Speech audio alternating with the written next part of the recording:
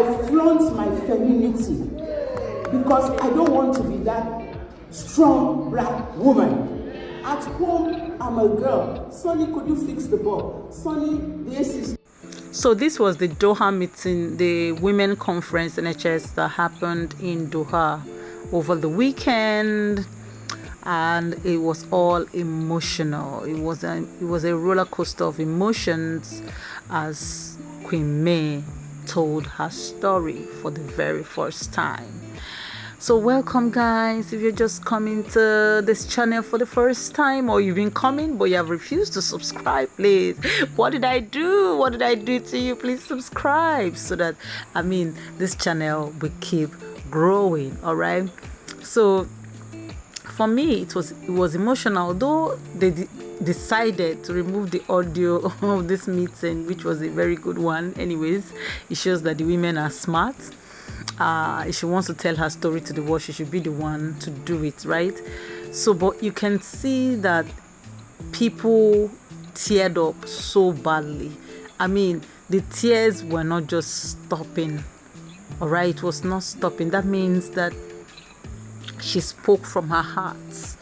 She said, the things that happened to her. And if you know her story was the most disturbing one on the internet, where you woke up one day, picked your phone, and just to scroll through the internet, and you discovered that your husband was married.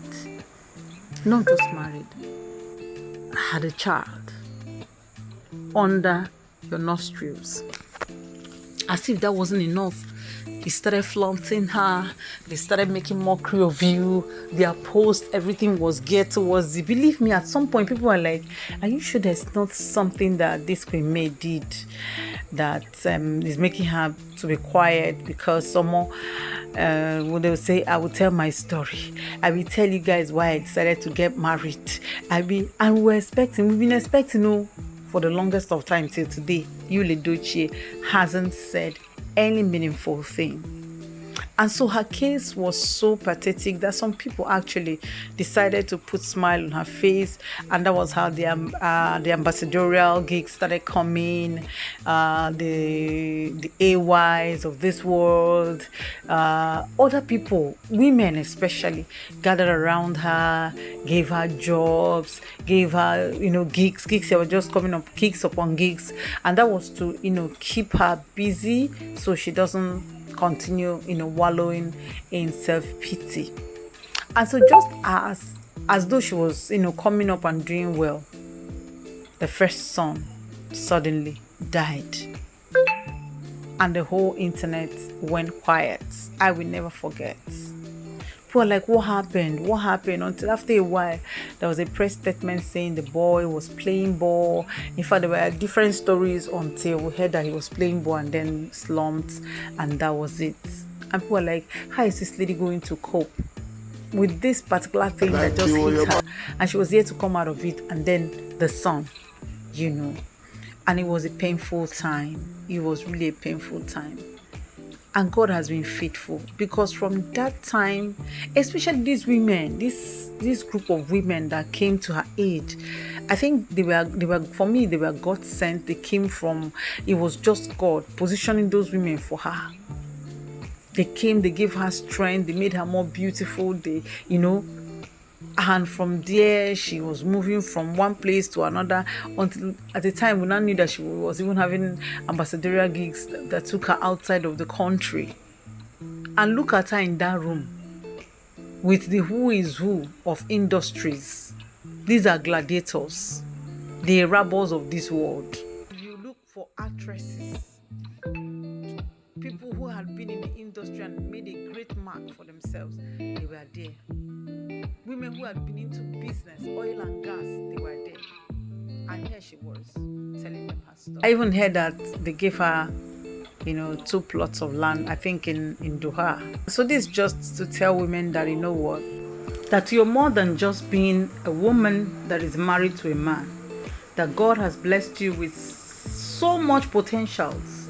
And that when life throws lemon at you, always remember to make lemonade out of those lemons.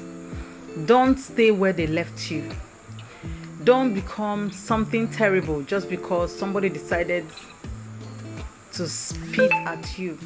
That's what this story is. It's a story of strength. A story that, you know what, you can fall 20 times, but you're going to stand. And when you stand, you're going to stand stronger than even when you started.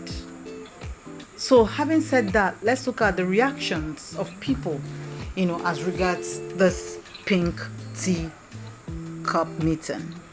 So this first person said, what I think what the person was trying to say is, what was meant for shame has turned you into a hero, role model of women. Kudos to all the supportive system of this woman in conference. Bless you all.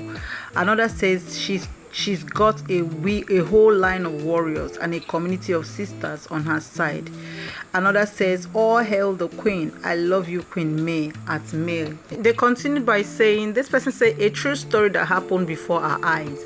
We will never forget this pain again. This blessed woman. Queen May, be strong. God will fight your battles. Be strong. This person says, May, you will keep winning.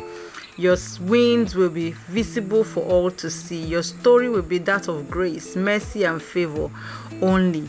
You will never know a better yesterday. Help will come to you from everywhere. May God protect you and cause his face to shine on you. So here is another person who says the love is real. This person says Queen May is a daughter, a mother, an entrepreneur, an evangelist, a teacher, a computer wizard, a queen in her glory, and a chef. This one says she is a winner today and forever. She overcame troubles with her silence and faith in God. We love you. So this other person says the voice of the people is the voice of God. I'm happy God answered all the prayers you said on Queen May's behalf and caused the Agege Yul and his Nollywood sheep Olosho as we cursed them, and I repent and I repeat, it shall never be well. This is too harsh with you, the damn children, blah blah blah. So this one says, what, please, what's going on? Why is everyone crying? I continue by saying, gosh, I could feel the pain in her voice. It will never, oh dear Lord. Then another person says, what they meant for evil, God turned it around for this woman. Now see how she's growing from strength to strength. Another says she is a warrior. The world is proud of her.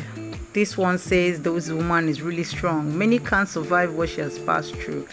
Another said, yes, you're right, sis. This one says she lost her husband, her shop, her son. It is well. But you know, one of the beautiful things about Queen May is that from the day one these things started happening, she has never granted any interview. She has not said anything. She has just been quiet. Like, it's even her fans saying all that, throwing tantrums and all that. She has been quiet. The only time she wrote was when she said, I was not called out for polygamy and I'm not going to accept it. And she's just a strong person. Like, she's somebody who, like, you're like, how were you able to put these things together, pull it through in such a way that nobody, absolutely nobody, could ask you questions? I mean, all the podcasts of this world, all the interviews, all the newspapers, nobody heard Queen May said anything. It has just been under wraps, and I'm sure that was why the whole hall went agog when she decided to open up to women of like minds, women who will understand her, women who has respect for what she has gone through. This is a lesson to every one of us. We have to draw strength from this. Alright, so this is where I'm going to stop this video for now. Please, if you have not subscribed, if you have not liked, please help me out, Joe. I beg you, help me. Bye for now.